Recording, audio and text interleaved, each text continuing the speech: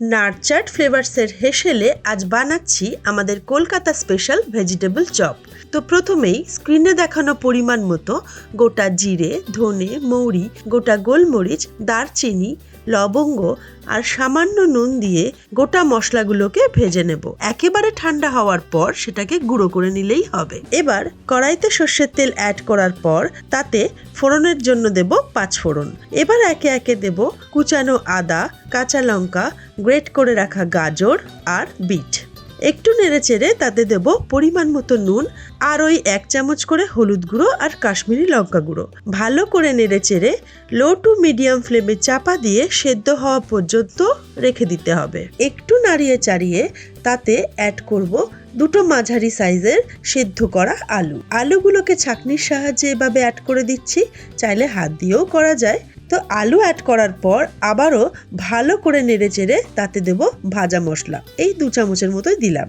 এবার কাঁচা বাদাম ভালো করে ভেজে নিয়ে সেটাকে অ্যাড করে দেব কড়াইতে, আর তার সাথে দেব নারকেল কুচি। সব ইনগ্রিডিয়েন্টস অ্যাড হয়ে গেলে এবার বাইন্ডিং এর জন্য দেব 2 চামচের মতো ব্রেড ক্রাম্বস।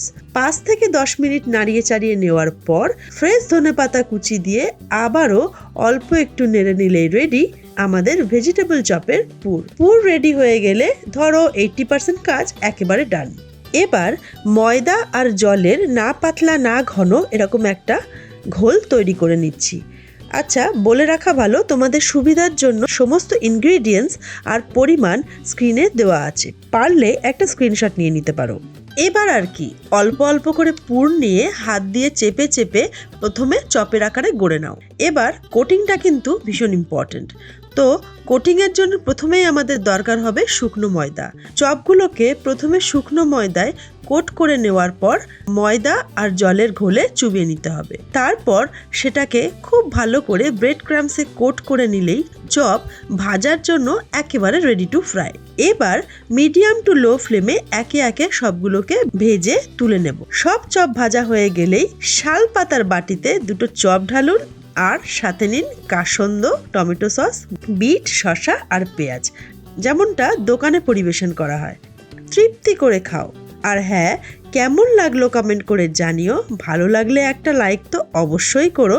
ইউটিউব থেকে দেখলে আমার চ্যানেলটা প্লিজ সাবস্ক্রাইব করো, আর ফেসবুক পেজ থেকে দেখলে ফলো করে অবশ্যই পাশে থেকো।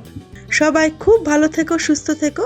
আর হ্যাঁ, দেখতে থাকো নারচাট ফ্লেভার্স, যেখানে রান্না মানেই গল্পের শুরু। টাটা।